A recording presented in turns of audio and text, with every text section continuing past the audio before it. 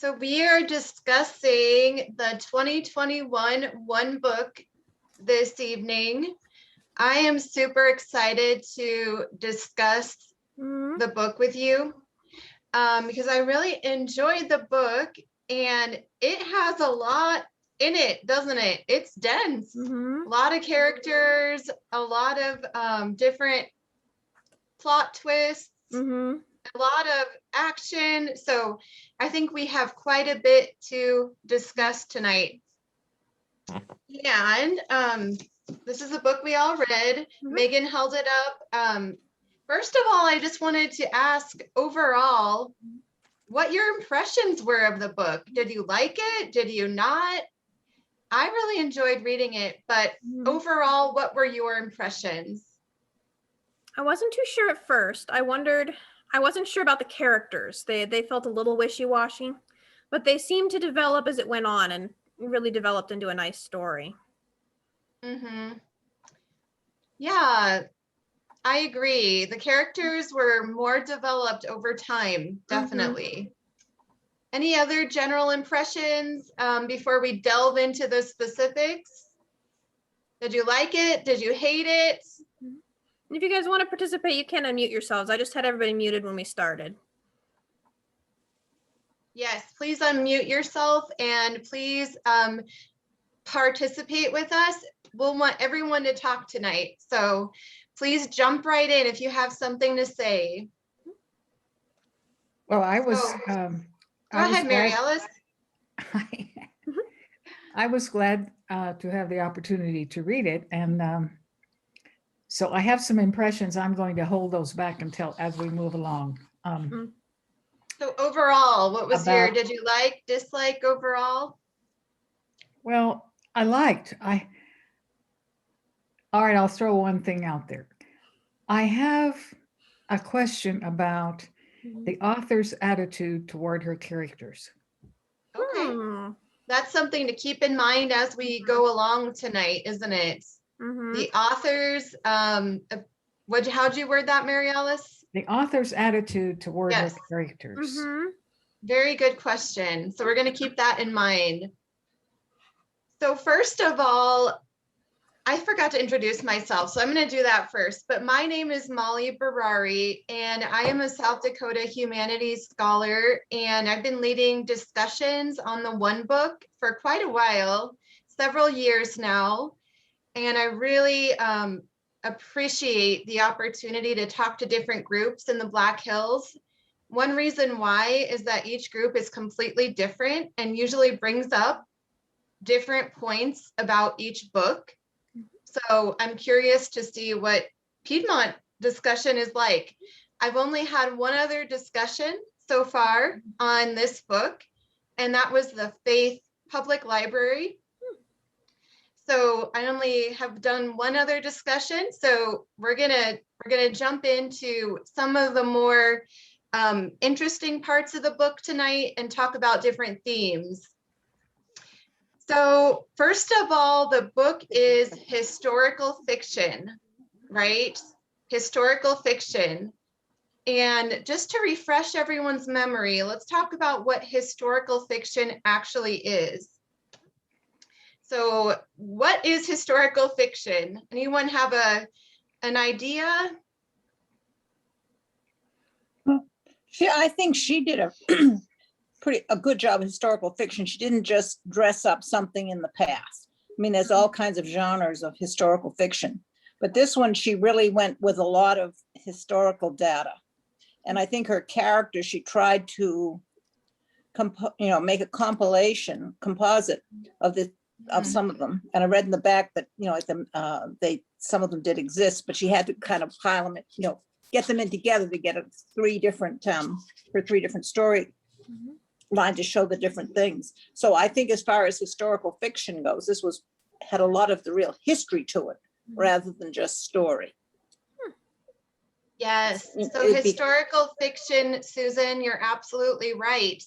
It's based on real things that really happened, but it's not 100% real. There's a fictional element to it. So this story She makes Not- she not makes no every- apology for that, Mm-hmm. but she does Exactly. describe it. But I think So Philip- not every character is real. Mm-hmm. Some of them are based on real people, right? Yeah. Yeah, and Susan said some are composites. So you're taking different things from real life people and making them into a character, but it's based on real things that happened. It's based on history. So that's basically historical fiction. But she didn't, like some of the writers who will say that it's historical fiction, but it's what if, like Anne Boleyn's sister, that historical fiction Philippa Gregory wrote about Anne Boleyn's sister, that's based on the history, but it's like, what if she, but this was not a what if kind of thing. So it was more, Mm-hmm. so that's all. Exactly. She stayed pretty true to the facts, didn't she? I think so. I think she did. I think so I gotta too. go let the dog in. I gotta let the dog. So the main event, the main historical event that we're talking about is the blizzard, Mm-hmm. the children's blizzard, also known as the schoolhouse blizzard, among other titles, had several different names, but it was the blizzard of January 12th, 1888. So basically, most of the book is centered around that event. Mhm. Not all of it, but that's the major event that happens. And just to give that some historical context, so when we're talking about 1888, the thing that really kicked off this whole thing was the Homestead Act. Mhm. The Homestead Act of 1862. Mhm. So the author mentions this Homestead Act. Can anyone give me an idea of what that was all about? The Homestead Act. Well, Sandy that or was- Michael or Mary Alice, go ahead. I'm sorry, go ahead. That was, if you, 160 acres of land, if you lived on it and proved up for 5 years, it was yours. Right. So basically, anyone, I'm actually going to read the official definition. The Homestead Act, enacted during the Civil War in 1862, provided any adult citizen or intended citizen who had never borne arms against the US government could claim 160 acres of surveyed government land. Claimants are required to improve the plot by building a dwelling and cultivating the land. So they were required to improve that land by actually cultivating it and farming it. So that was the official definition. And one thing that really stands out to me is that any adult citizen or intended citizen could have this land. So by intended citizen, what does that mean? Well, there were several immigrants who came over and proved up on the land and at some point became citizens, I think. But so that was a real lure, L-U-R-E. Right. And for some of the reasons she brings out in the book, in the old country, land had been divided and subdivided as the generations went on until a young man's plot was very small. The opportunity to really succeed was not much. So there was that lure. And that also explains why the love of the land, which they had proved up on, which it's hard to describe, but I know my grandparents, there was this, I call it love of the land, and it meant so much to them. Something that I don't think the generations today understand how that was. Well, they did put a lot into it. They sacrificed a lot for it. Yes. And so Are you on? yeah, and my grandmother would have been 11 years old on January 12th, 1888. Mm-hmm. And she was down in northern Kansas. And somewhere, I thought it was in the book, there was a map of how this storm Mhm. progressed. I couldn't find it again. Mm-hmm. And the thing is, I don't remember her ever talking about this. And she Hmm. talked about so much and she had such a great memory. Mm-hmm. And I'm thinking she was 11 years old. But then the storm would have hit there a little, I don't know, probably about 4 o'clock in the afternoon, whereas in the setting of the story, it was about 2 p.m. Mm-hmm. So that may So have made she a might have difference. already been home. Yeah. Mm-hmm. So we have people like your grandmother, right, Mary Alice? Yes. Who are involved in this, and so many immigrants to the United States, because we know that the newspaper man, Gavin, Mm-hmm. he even wrote those ads Mm-hmm. to lure them to the area using Mary Alice's LURE. He was a big part of that, wasn't he? In writing that ad copy that would make it seem very idealistic to live in the Midwest, in Dakota territory, in Nebraska territory. Mm-hmm. So a lot of times it seems like they were almost tricked with how amazing it was going to be when they came, and you know how easy it would be and how luxurious to own all this land. So it was almost a little bit misleading, at least in the way that Gavin was writing things, but that was based on real newspaper accounts.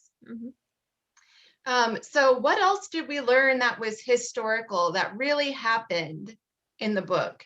So thinking about the historical fiction part, was there anything else you learned that was historically accurate, something that was real, that actually happened?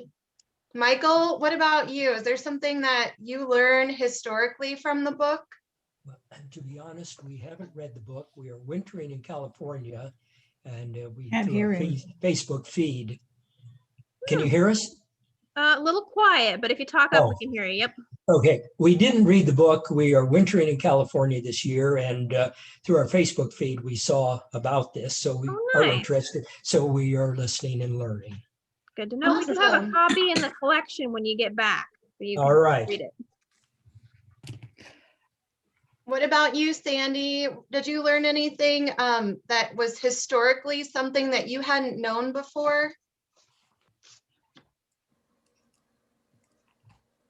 I don't know. I don't know. Okay.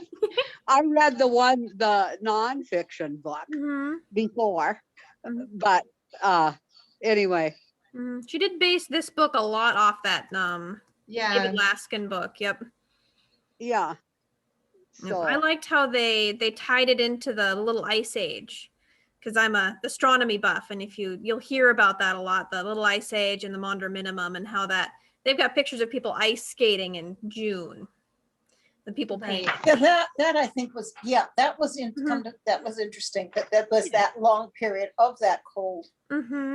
Where the weather And was that that have those unpredictable cold, anomalies that last more than a year to our decade. That stuff happens. And you know, I think there was a difference to though in talking about the homesteaders. The ones that actually were farmers and knew how to farm, probably fared a little better than some that came out that had never farmed before. Yeah, a lot of the French people ended up out here because they wanted to get away from the revolution, and they didn't do as well in some ways. Yeah, and a lot of and right about that time too, some of the French Canadians came down from Canada and homesteaded in North Dakota. A lot of different. Ruth, what about you? We haven't heard from you yet. Let's see. Anything historical that you learned? We're just talking about the actual history here, and then we're going to get into our characters. Anything historical you learned? I haven't read this book. Sandy Olson is visiting me, and we just went in to listen to it. But oh, Can't gotcha. hear you. So she said that she is just listening. She hasn't read the book yet. And for anybody who hasn't, we do still have a drawer full of books they can come pick up after if you get interested in the title.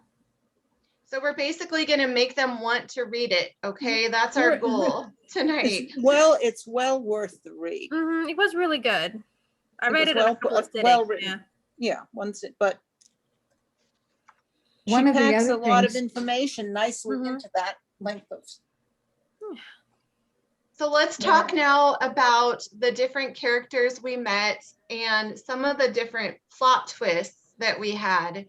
So I don't know, honestly, if I've read a book recently that had quite as many plot twists as this one. It just kept twisting and turning, and it really kept you intrigued as to what was going to happen. So I want to ask you now, what is the one plot twist in the book that surprised you the most? The plot twist that surprised you the most?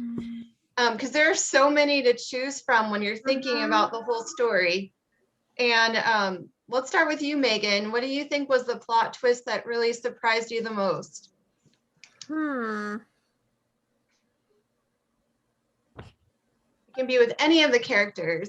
I think the one that surprised me the most was Gerda sending all the kids home like that. It didn't seem to fit her character as well as I thought maybe, based on what we knew about her before and after. That was surprising just because I didn't expect it from her character. Right. So for the others who are listening, we'll give you a little context. So the blizzard comes on an actually kind of a warmer day. People are going out without, proper clothing, warm clothing, because it's actually a warmer day in the winter. And so they aren't prepared. Kids are at school. People are out doing their errands. People are outside. Everyone's just not expecting this. They didn't have the type of weather service that we do now that can predict these things and warn people. They had a version of that, but it wasn't like today's. Okay, it was run by. It wasn't even like what it was 50 years ago. No, it was nothing like that. Can you check the radar? Well, we can check the radar. This is just. And I think that, they had they were able to figure out quite a bit. Pretty much the system was a bunch of ex-Civil War soldiers who, would, when they felt like it, send on information about barometric pressure and temperature and that kind of thing down the telegraph lines. Of course, this is subject to fraud. If somebody wanted the week off, they just write down a bunch of predictions and then. And in a blizzard, if your lines go down, you're done. You're kind of out of luck. Well, the internet goes down, we're done too. So, Sandy, did you have something to add? Well, have you guys heard of the blizzard of 52? Or Blizzard Strikes the Rose? Can you hear me? Yep, we can hear you. But anyway, I grew up with that. And the stories about what happened are just about the same as this story, where kids were, it was a nice morning and people went about, I don't know, we're just getting too much. But there you go. That's there better. You go. Yeah, if you both have your sound on, it feedbacks, but now you're good. But anyway, it was a nice morning in the wintertime, and so everybody started getting out and getting to town and getting groceries. And suddenly this blizzard strikes and kids were at school. It's just like deja vu, because this story that I heard all the time when I was growing up about what happened in 1952. And here it's the same as this book. That's a really good point, Sandy. And so everyone's at school, and that includes our two main female characters, Raina, who is a school teacher, and Gerda, who is also a school teacher, and they are sisters, and they are in different territories teaching. So we have Raina, who is actually down in Nebraska territory with the Peterson homestead. And then we have Gerda, who is up north, so north from Raina, but she's actually in southeastern Dakota territory, and she is with the Anderson homestead. So these two ladies are sisters. They both got teaching jobs in different areas, and they are boarding with different families who are kind of hosting them while they do their jobs. And the families are very different, aren't they, that the girls are staying with?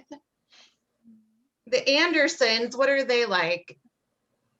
They're very nice and kind of cozy and a little protective. Yes, they're protective of Gerda. And Gerda has always been the responsible one, the responsible sister.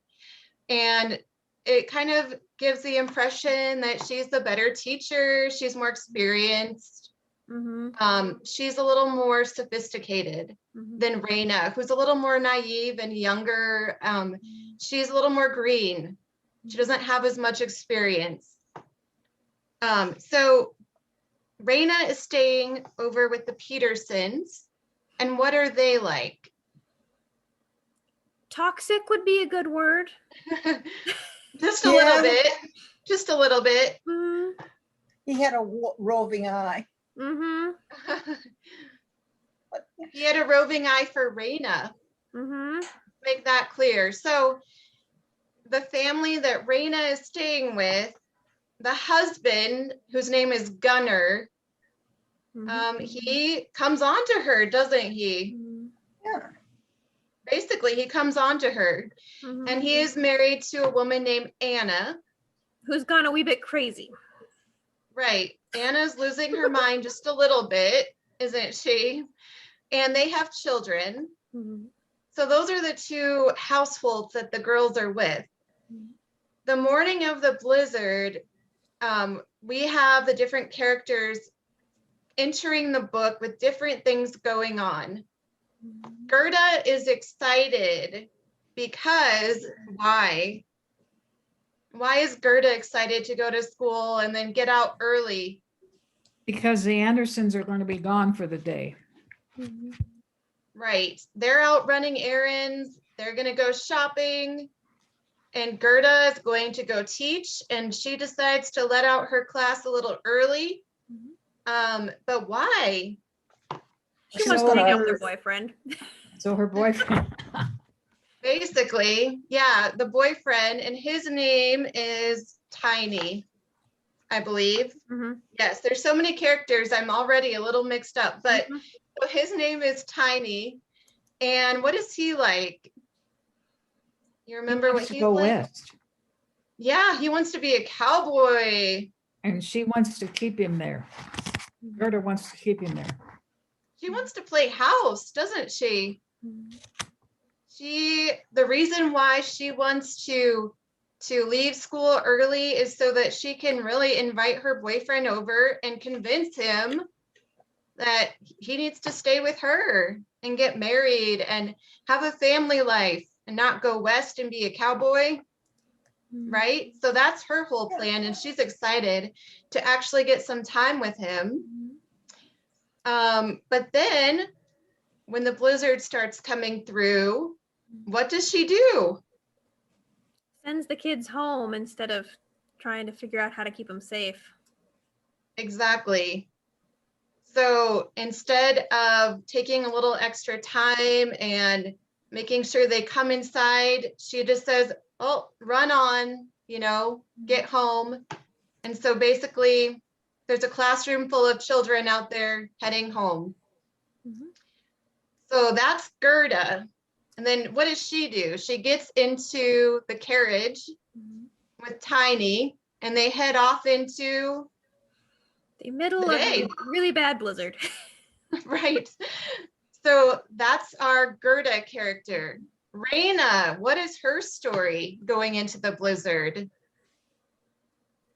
Susan, do you remember? What is she? She wasn't really quite sure what to do. Didn't one of the girls ran off and one of the boys ran after her. They ran home, and so she didn't know. The others wanted to go too, but she said no, she didn't know what to do. Right. She wasn't sure because she was thinking it out enough that either way it could have gone you know, But- no matter, with any of them. Either, it could have gone either way. It was one of those things.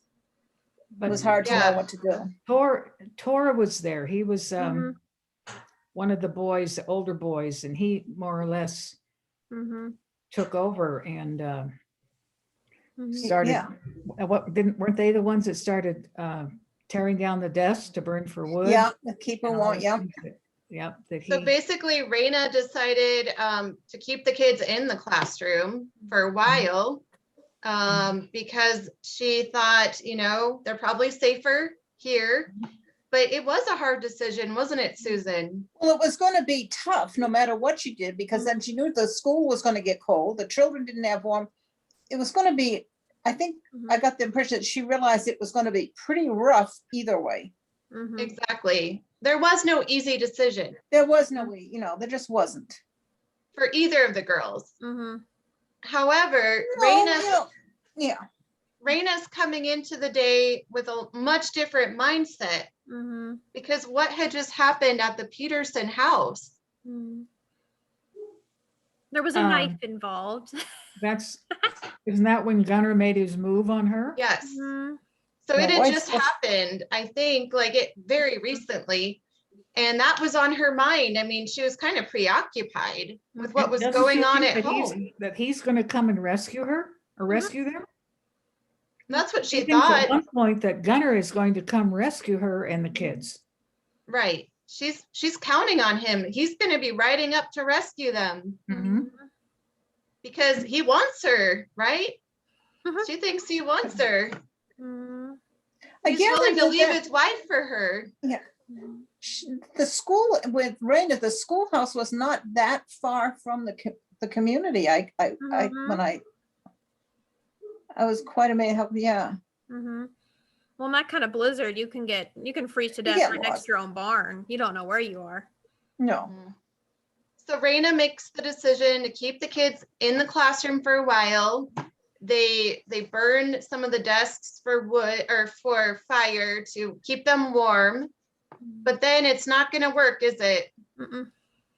Why? The window break. The window breaks in. Yep, the window breaks in and she realizes they're going to freeze to death in there Mhm. if they stay.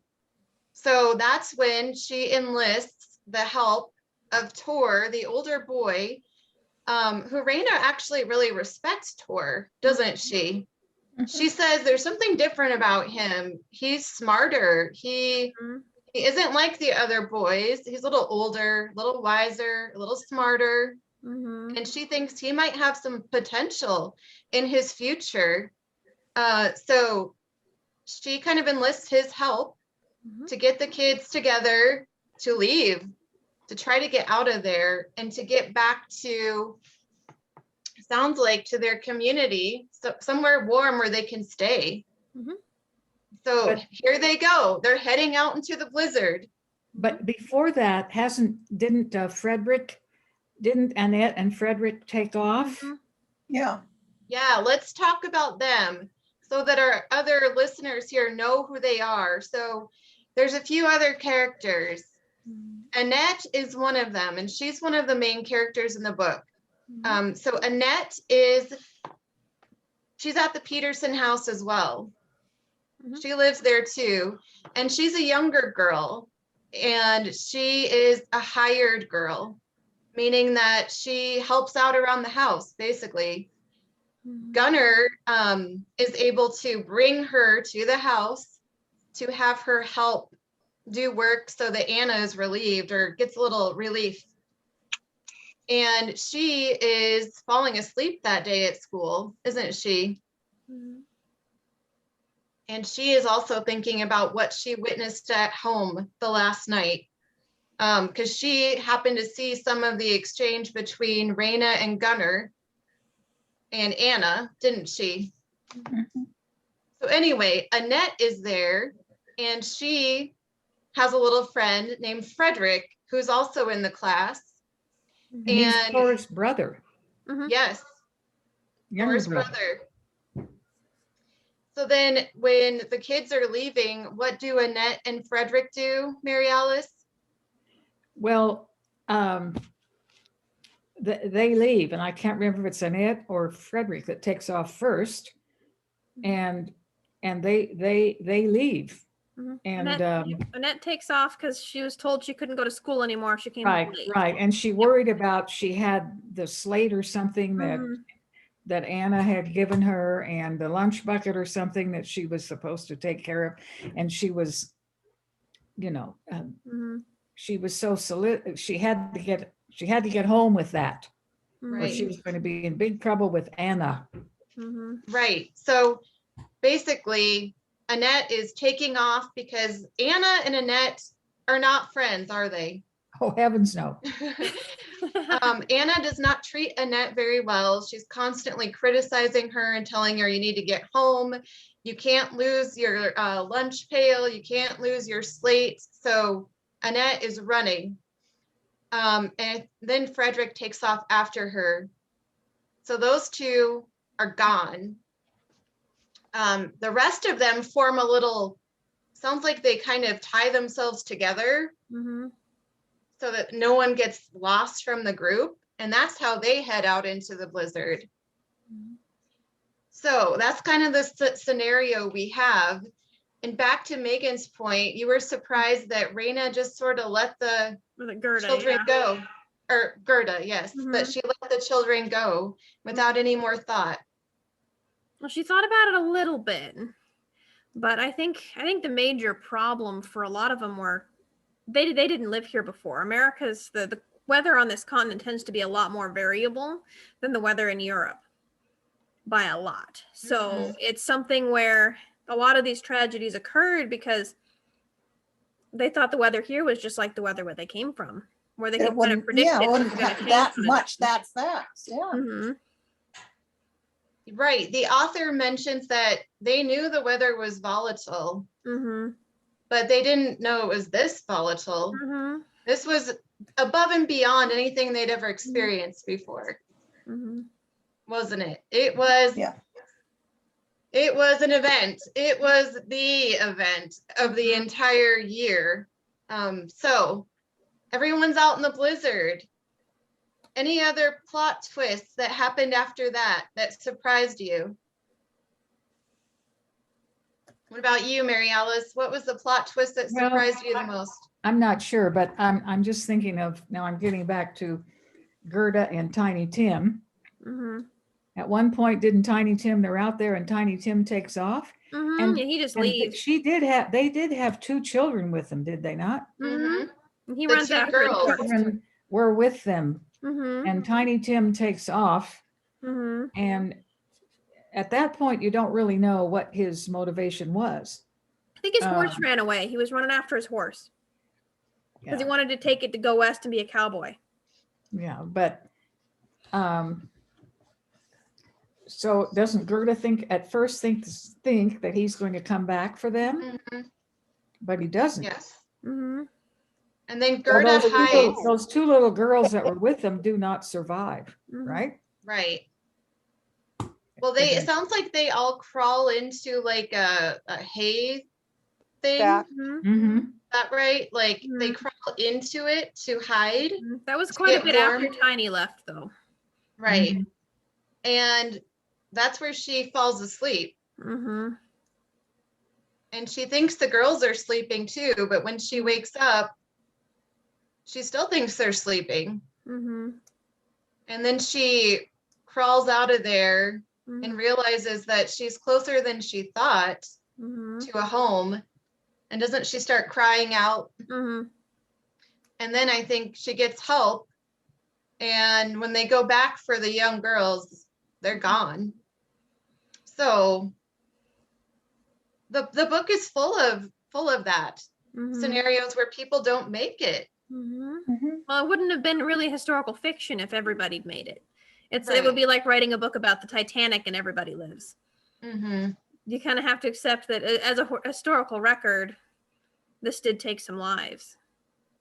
Yeah, I think historically it says that it was 235 children.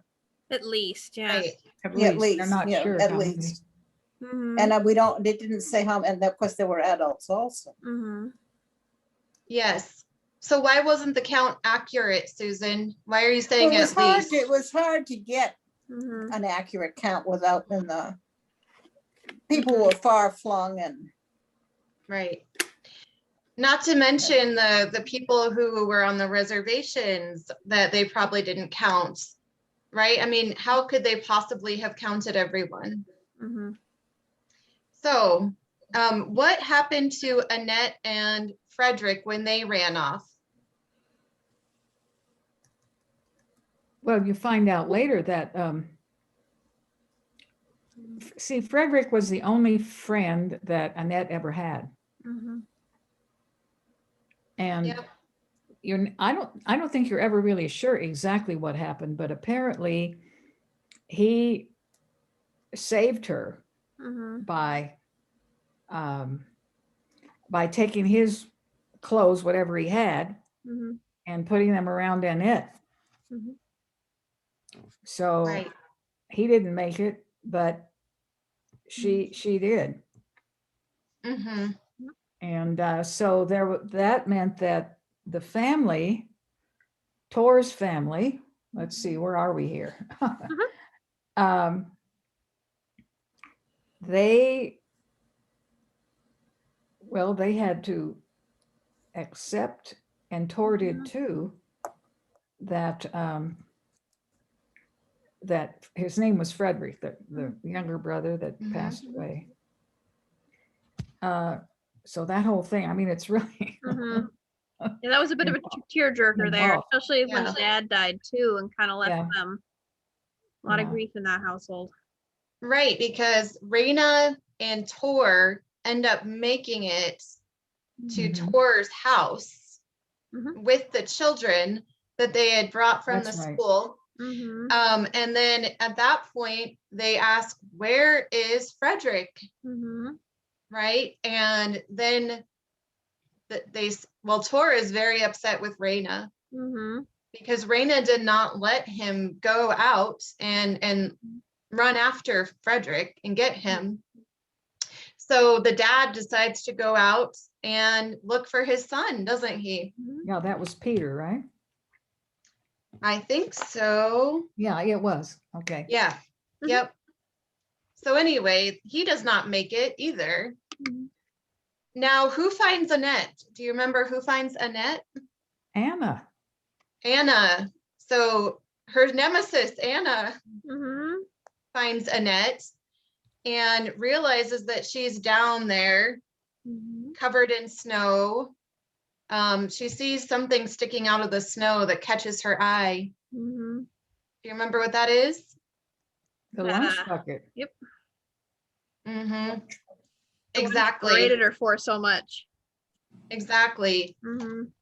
And from that point on in the book, it's kind of a plot twist with Anna Mhm. in that she changes, doesn't she? At least she appears to. She changes her attitude towards Annette, but I think she goes a little crazier.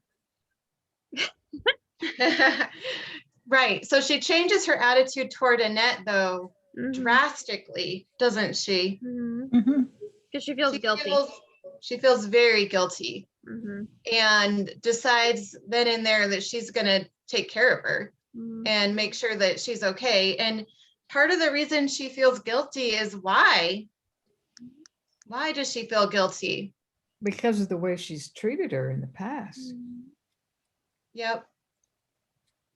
She And feels also- responsible that she left, that she could have died, that she left the children, she left her classmates and ran off by herself just to sit because of the lunch bucket and the slate. Anna And understood that, I think why that- Annette was so Mhm. obsessed about getting that lunch bucket and slate back to her. She understood she- that. And that if She she felt- if she would have been responsible for her death, Mhm. she came that close to being responsible for it, could have been responsible for Annette's death. Of course, Annette Right. didn't die, but So she's very guilt. repentant, isn't she? Mhm. She wants to be forgiven, not only by Annette, but by God. Mhm. She's a very religious woman, isn't she? And that means a lot to her that she sinned Mhm. and almost caused someone's death. And she did cause her to lose a limb, didn't she? Mhm. I am wondering a little bit if there wasn't some postpartum depression going on with Anna. Because it Really? seems like a What? lot, it seems like a lot of her behaviors, with the knife and the guns and everything, started when she had her third child by herself. That's interesting, Megan. It's possible. It just, from what I've read about postpartum depression, it sounds like that's at least part of what was going on in her head and why she was acting the way she was and justifying it the way she was. Mm-hmm. And how Was much that- of it was just being stuck on the prairie too, and away from her old life? Mm-hmm. Which she didn't want. That had not been her choice. Mm-hmm. No. I think there's a lot going on with her. Plus, her husband was lusting after a young girl that was in their house. I mean, I would be losing my mind too. So, yeah, she had a lot going on. Mm-hmm. But so the plot thickens even after that. Mm-hmm.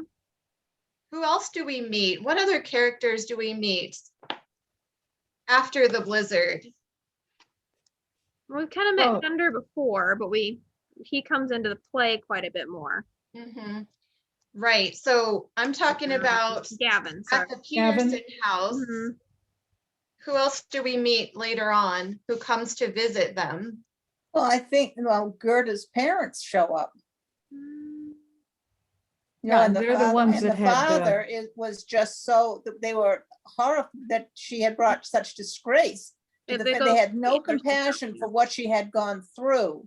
Was the idea that she had brought disgrace on the family, not the kid, but disgrace on the family. Mm-hmm. That to And me, that we've so seen that was a plot before, twist. like in Old Jewels and that kind of stuff. But that was the thing that's, gee, yeah. There wasn't any right decision, to make.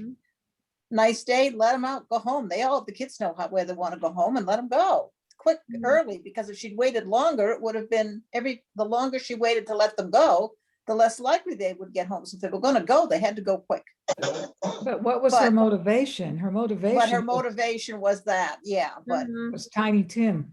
yeah, but that the parents just, that she had brought such disgrace. Mm-hmm.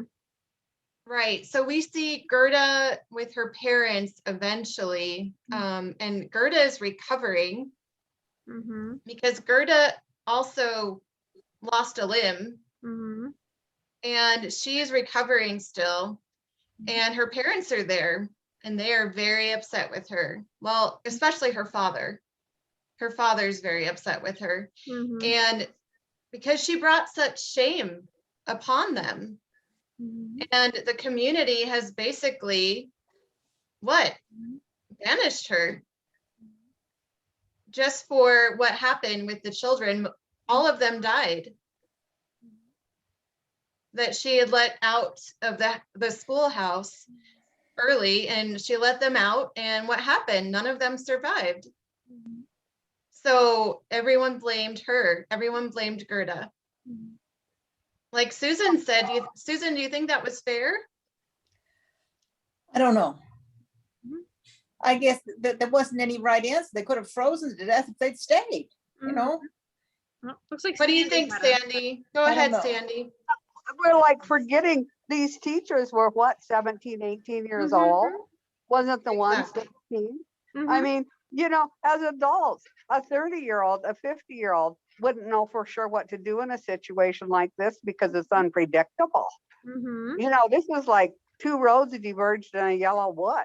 Mhm. One of the sisters took this route, the other one took this route, but it was totally unpredictable. Mhm. It could have gone the other way. They could have froze to Well, death either in one the of them. schoolhouse, and Yeah. Gerda's kids I would have mean, made it how home safe. horrible for somebody that Absolutely. wasn't that one. Rainey, how old was she? Just like 16 He years was old. only 16.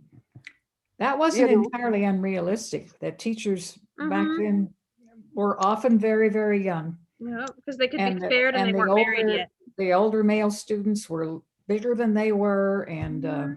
almost as old as they were, and so.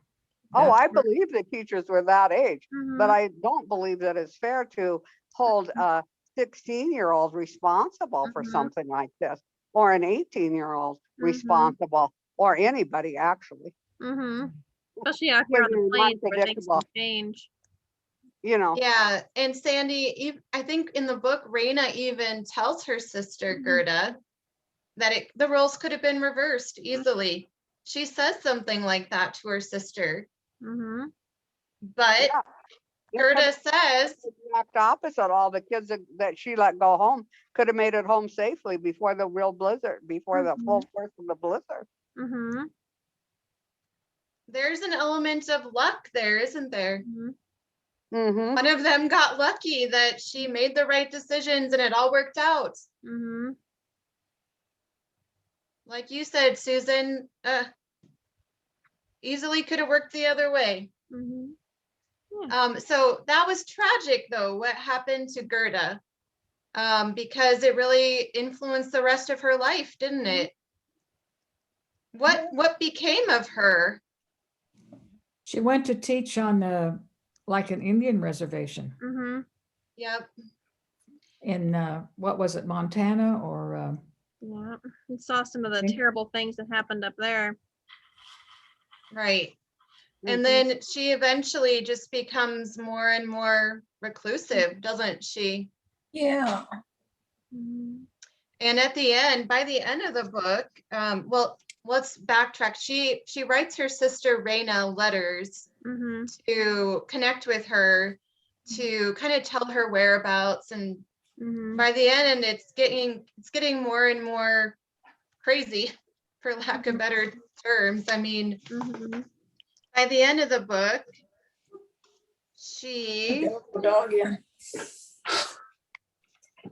where is she at the end of the book? Does anyone remember?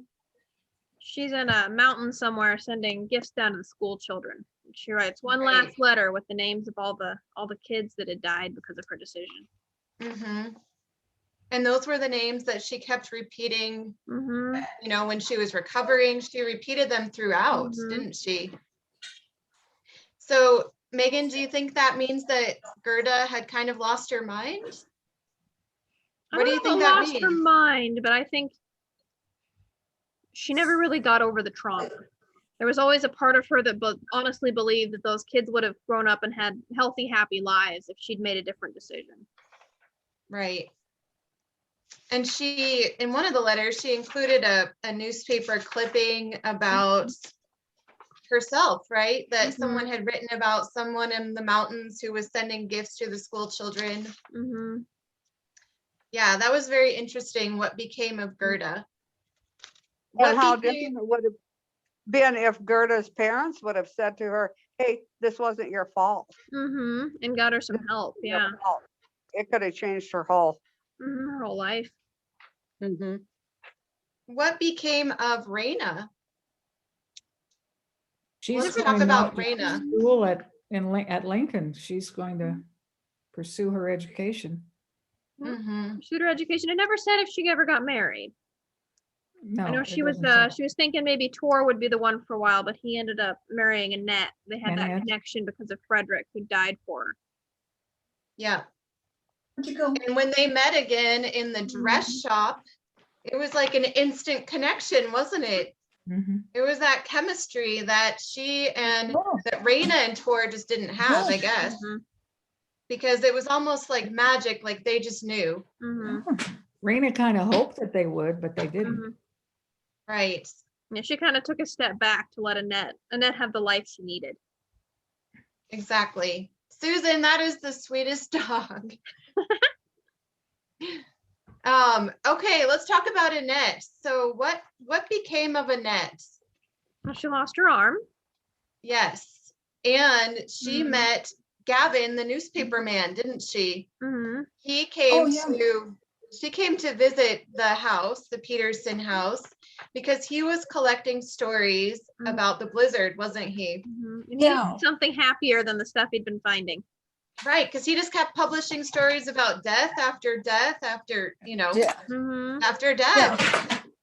And so this newspaper man was Gavin, I'll say his name, sorry. The newspaper man, Gavin, he was a pretty big character. And he was writing stories about some of these school teachers, and Raina was one that he decided to feature Mm-hmm. because she was a heroine, wasn't she? Mm, She saved these children. So when he comes to interview Raina, he also hears about Annette's story. And he starts to interview Annette and get her story. And he forms a bond with her, doesn't he? A special bond. And they stay in touch. And he decides to, well, eventually help her Mm-hmm. get out of that situation. Yeah. Mm-hmm. He kind of becomes the rich uncle character. Yeah, exactly. And he calls her his maiden of the prairie. Mm-hmm. He Annette needed a project to make himself feel better. Mhm. Yes. And let's talk about that maiden of the prairie real quick. That is an important theme. So Annette is his maiden of the prairie, but she isn't the first one, Mm-hmm. is she? There's one before that. Mm. Do you remember who that was? The first maiden of the prairie? Was a gal he saw right before the blizzard hit, heading out into the prairie with her family.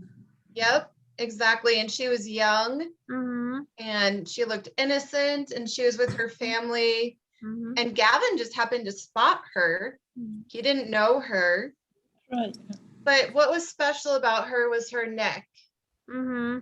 right? Remember, he was kind of zooming in on her neck, and he said it didn't have any wrinkles, it was pure, it was young, and it represented to him basically all that was right in the world. You know, he had hope because he saw this young woman Mm-hmm. who was not yet scarred by the prairie. Mm-hmm. He was, I think, looking for meaning in his life. He'd started to realize that his life didn't have a lot of meaning. And he was, I Right. think at that point, his mind was grasping for anything that would make him feel better about what he'd done with his life and where he was in his life. Well, wasn't he also Exactly. feeling a little bit guilty about the role he played in Mhm. bringing those people there? There was some Mhm. guilt there, I think. Mm-hmm. Yeah, and when he saw this young woman, he almost felt like bad for her in a way too, that she was gonna have to go through all this hardship eventually. She hadn't been there yet. She was still pristine. Mm-hmm. So he set off when he went to find all these stories about the blizzard. He was also looking for her Mm-hmm. and hoping that every home that he went into, he would find her and run into her again. Mm-hmm. But he never did. Mm-hmm. And instead, he found Annette. Mhm. And so she kind of became his new maiden of the prairie. Mm-hmm. And he really liked Annette, Mm-hmm. not in a romantic way. Which would have been a little creepy at her age. Yep. Yes, but in a more of a, Mm-hmm. I don't know if I'd say caretaker, Mm-hmm. but they formed a special friendship. Mm-hmm. And that was interesting to watch unfold. Mm-hmm. So Gavin's writing these articles about Annette, and Annette's mother sees them. Mm-hmm. And now this is an interesting This is an plot interesting, twist. yeah. The mother, when she comes to the Peterson house to try to get Annette back, For her money. Yep. basically for her money. But what happens? What prevents her from actually taking Annette? Crazy Anna. Well, Anna pulled Crazy. through on that one. Well, you have to Right. say she did fix the problem, She but maybe not in the way she should have fixed the problem. Sandy, do you know what happened? She killed her. Right. How'd she do it? Do you remember? Oh God, she sent her off on a horse or took her out on a horse, and then did she kill her She with a shot gun? Yeah. Yeah, I can't remember. Yeah, used her gun. Right. I honestly Like thought not that gonna- was most surprising to me. I was surprised that happened. Mm-hmm. Well, she had been swinging that gun around for a while. Mm-hmm. I was kind of expecting it the first time Anna looked at the stove after the mother came in, and I went, Yep, she snapped. Hmm. Well, they didn't want the mother to take Annette because, She'd spend through all the money and then end up selling her again. yes, and Annette would have a terrible life again. Mhm. And Yeah. Anna was not going to let that happen. She thought she could fix what she'd done by Right. doing that. Right. So she got rid of the mother, but she decided that she couldn't actually keep Annette. Which is probably good for Because- Annette, because I think Yeah. Anna was not in a state to raise more children. And I think she finally realized that she needed to go somewhere else. And so where did Annette go? Do you remember? She goes to wherever Rena is. It goes To to a Omaha, school. Yep. really. Yeah, she ended up with a couple Mhm. who lived in Omaha. Mhm. And she takes the train there with Gavin, the newspaper man. And did she feel like she was in the right place there? No, I don't think she really feels at home until Tor comes back into the picture. Mhm. I mean, they definitely helped her. She had everything she needed. She was finally in a stable environment, but she never really felt it like the city life was for her, did she? And She so never at really the end, when she connects with Tor again, they're going to move back to the prairie, aren't they? Yeah, neither of them would be comfortable in a city. Exactly. Exactly. Now, So- Molly, we are at 7, and I did wonder, do we want to go back to what Mary Alice said about the author's feelings about her Attitude. characters? Yep, her attitude Yes, for her character. yes. What did Mary Alice? Let's hear your insight on that. What do you think? Well, what is the author's attitude toward her characters? And it just seemed to me that she was a bit condescending toward the settlers, and you know, and for that reason, I mean, I found an email to Melanie Benjamin somewhere, and I emailed her some questions, and so I'm just, you know, for example, I compare it to Willa Cather's, for example, my Antonia, and I just get a different feel for how the author feels toward her characters. And now that's personal. I just felt she was somewhat condescending toward these settlers who had somehow made it, and that she somehow was very close to Gavin's attitude. You know, Gavin referred to them as what? Rubes, and I don't know. And I just felt that there was that was some of the author's attitude. I think So maybe it's just she was me having personally. some trouble understanding why someone would come out in the middle of nowhere to a country where the weather's a lot more unpredictable, that kind of thing. You know, I think keep as going. modern, I think she may have brought some of her modern ideas into that, because there aren't a lot of us who'd go park ourselves out in the middle of the prairie for 160 acres. And it almost felt like she was putting her modern ideas and her modern politics and all that on to some of her historical characters. And there are a couple places where she does that. And Yeah. I'm sorry, I don't have the page numbers, but there are a couple places where that comes out kind of explicitly, I think. So, Mary Alice, you said condescending. She was condescending toward them. yes. Okay. And I never think Somewhat. I don't think she never ever understood why the people were out there and why they stayed after the blizzard. And well, let's put it this way. I didn't feel like she loved her characters. And if you look at a Willa Cather or a Mark Twain, even their characters aren't perfect. In fact, even some of the more renegade type characters, they have a feeling for the character. And I didn't feel that with this author. I'm sorry. I didn't. It's kind of like if you've ever read any of Ivan Doig's stuff. I know Sandy's read a lot of his. You can kind of tell he cared about them and he understood what it was like. He kind of understood growing up on the prairie and that kind of thing. Whereas, But he, go ahead. but he maybe. still addresses a lot of the pioneers that came over here Mhm. thinking it was going to be a lot better than it was. Oh yeah. And so I found those two and the hardships that goes on. Mhm. And then when they would write letters back home, Mhm. they would write glowing things where in fact it wasn't. 'Cause they wanted the family to think they were doing well. They didn't want them to Yeah. worry. And it wasn't in fact reality at all. Mhm. But 'Cause, yeah, there were definitely a lot of settlers who thought, "Oh, free land, I'm gonna have the easy life." And I they got here, almost- and that's why so No, many I went don't back. agree with that. Mhm. I don't agree with that. Well, I I think there feel were a like- few, like the city dwellers that came out. A lot But- of them, but they got over it pretty fast, or they went home. And Mhm. right, and many of them actually learned to cope, and they Mhm. became very skilled. They did, And yes. and they adapted very well. Mhm. They had to, or Mhm. like you say, they went back home or they didn't survive. Mhm. But and I just didn't Mhm. feel that with this author. I'm Yeah, sorry. she keeps a little more distance between herself and her characters than some of the other authors we've read that wrote about There's this a area of time. detachment from her characters. Okay, Mhm. that's a I good felt- word. Yes. And I think maybe part of that comes from the fact that she's trying to write about people who are real. Mhm. She's not creating these from her soul, these Mhm. characters. She's Mhm. basing them on real people Mhm. Which and makes it trying harder.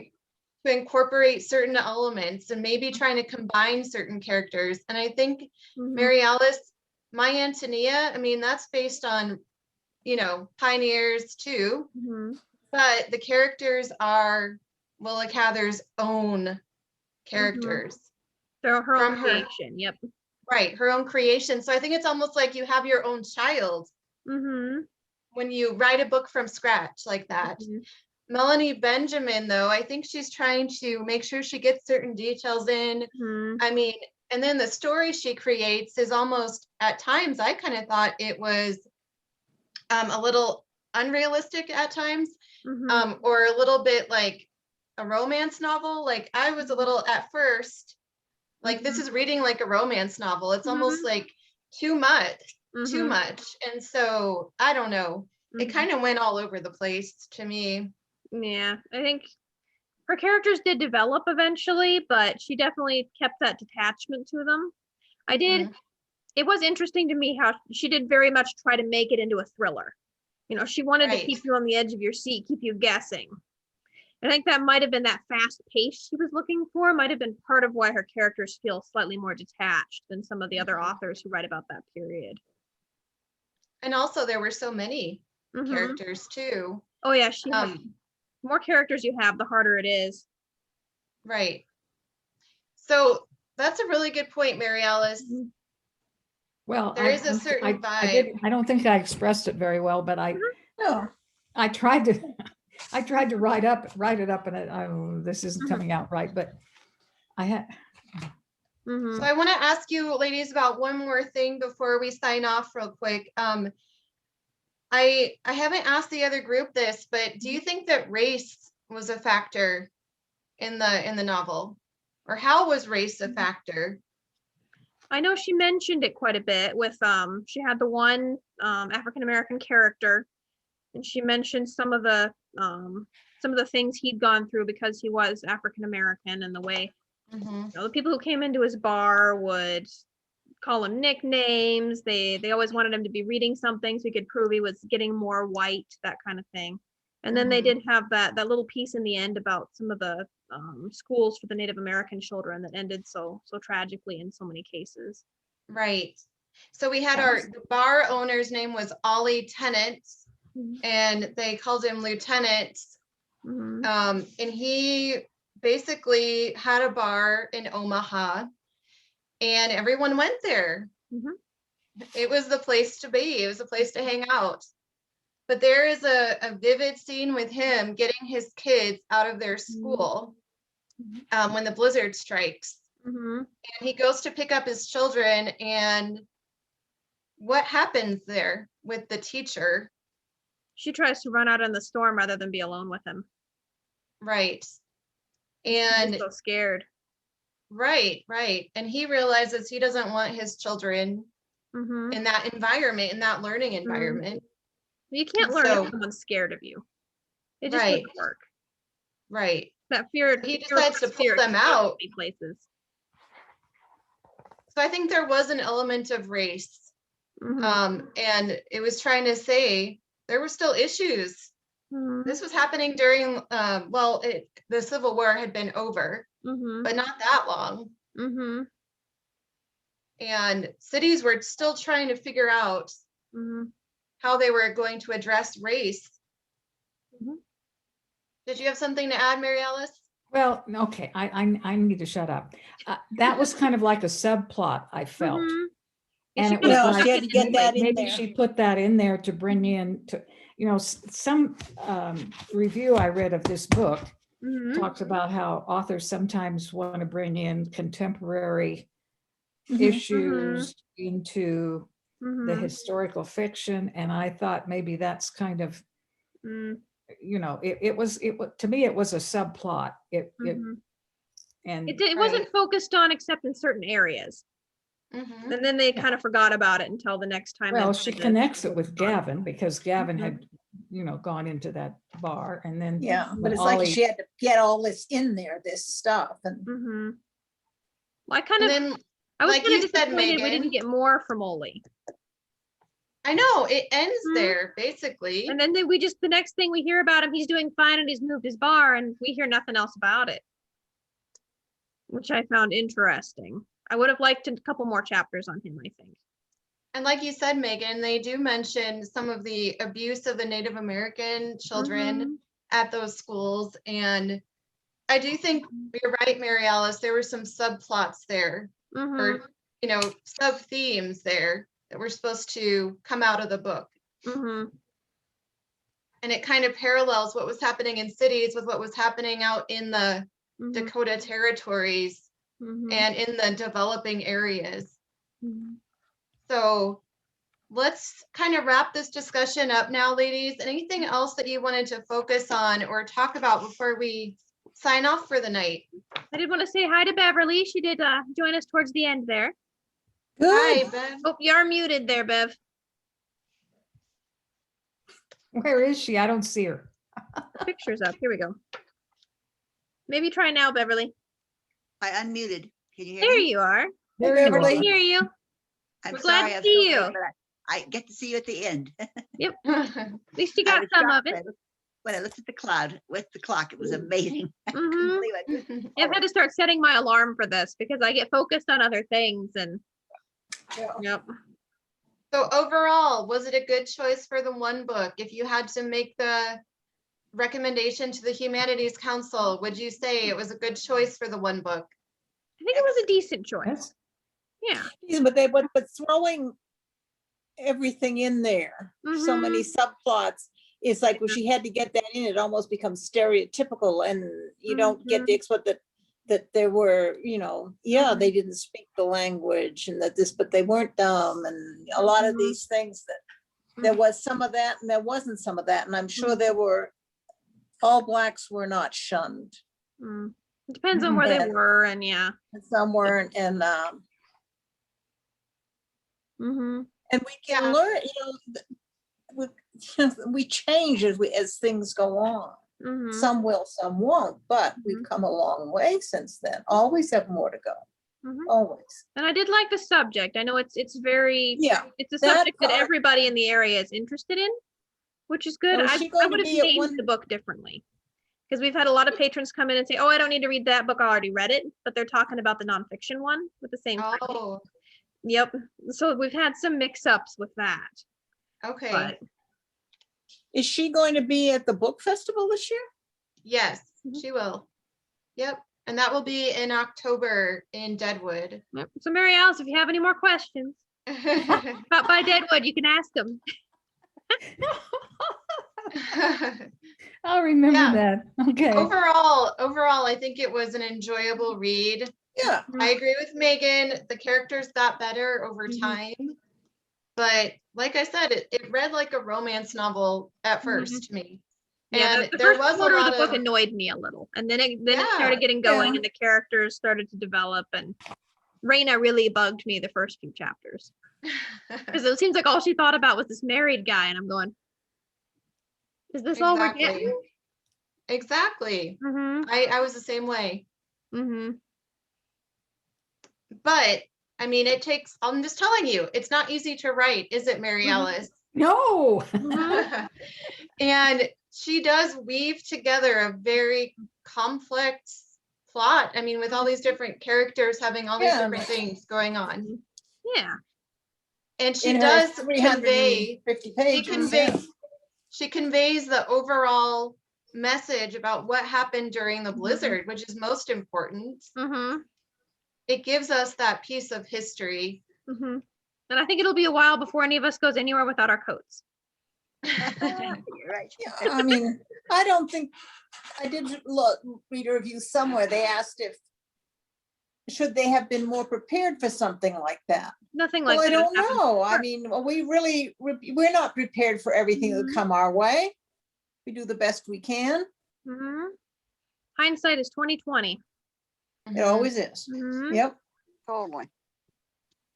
So you should all plan to attend the book festival this year, and we should all just go up to Melanie Benjamin and ask her what she really meant by her attitude, right, Mary Alice? That's right.